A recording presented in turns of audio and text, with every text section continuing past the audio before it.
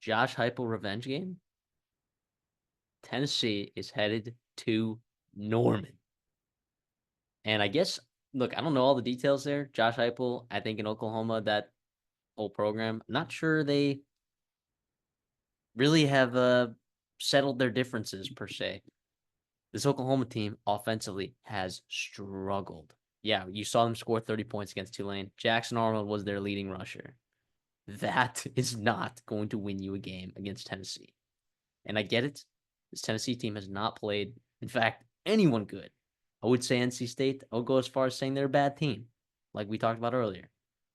Kent State is not exactly a world beater. In fact, they lost to St. Francis. That is horrible. That is absolutely, utterly abysmal. 7.5 is a funky line, though, because, you're getting the hook there with the touchdown. I do believe in Oklahoma's defense, though. I believe in what Brent Venables is doing there. You get him at home. Nico hasn't traveled to an environment like this yet. He really hasn't. Remember the NC State game? That was at a neutral site.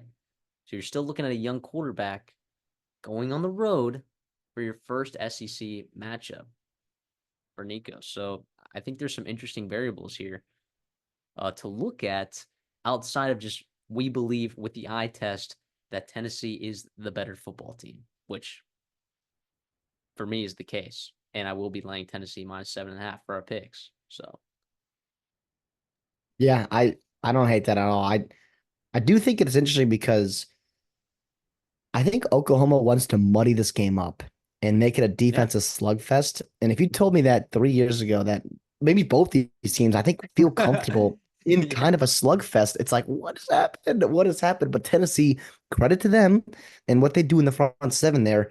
And obviously, Oklahoma, Brent Venables, the talent that they brought in there, the experience they have in the secondary, and the struggles offensively. That's what's concerning, especially to run the football with anyone not named Jackson Arnold. Listen, I like Taylor Tatum. I do. I thought he showed some good stuff last week. Javante Barnes came in and gave him a spark too. Gavin Sawchek, I was disappointed in. We were high on him. Right? We were high on him last year, and he took over. It was obviously a much different, you know, team and offense when he got in running game. So we'll see. But it's tough, man. I love that Oklahoma's at home for them. And obviously you mentioned Nico going on the road. And listen, they looked really good against NC State, but it was almost like they played really well. And Nico, you almost felt like there was some meat on the bone there. And obviously, he's a young quarterback, high expectations. I get that. But it felt like he didn't even play his best football and he still won by 41. That's what's so encouraging about this Tennessee football team is Nico, what he can do, not only on the ground, but just kind of making plays and quietly having good football games, but also with Dylan Sampson and how good he is running the football. So That's why I feel good about Tennessee. Even if Nico's not on his A game, they can still win this game by over a touchdown. So I'll lay the points there, absolutely. But in terms of Oklahoma's chances and path to victory, like I said, it's muddying this game up. It's a low scoring slugfest. It is, you know, taking advantage of explosive plays because I do think that Tennessee's secondary it was not exposed by NC State. McCall's arm does not have the arm to do that. Jackson Arnold does, right? That is the sole reason, or one of the reasons why Oklahoma felt comfortable moving off of Dylan Gabriel was because of that explosive threat that Arnold gives you with his right arm. And Deion Burks, Brendan Thompson, guys like that that can make plays over the top and create explosive plays for you. To me, that's what I look for Oklahoma to do because down to down success has not been there, especially since Jeff Lebby's gone. Right? It's a little bit concerning. Right? We talked about with Seth Luttrell earlier. It's like this is not what we thought we were going to see. Houston was not an ideal game. Even Tulane too. It didn't feel. It felt clunky at times. Still waiting for this passing game to get going. And I guess maybe Tennessee. But if you want to get right game, I do not want it to be against that defensive line and those playmakers they have in the front seven against Tennessee. yeah, the level of competition that Tennessee plays should definitely be considered. Like I said before, just the eye test is just screaming at me that Tennessee is one of the best teams in the country. And Josh Heupel is not going to pull punches against Oklahoma. You guys can look up the lore behind that on your own time and all the whatever. All right. Josh Heupel was a quarterback for Oklahoma, pretty dang good one that won a lot of football games, including a national championship. But I don't think Josh Heupel is going to be pulling punches against this Oklahoma team, which is why I'm comfortable laying it.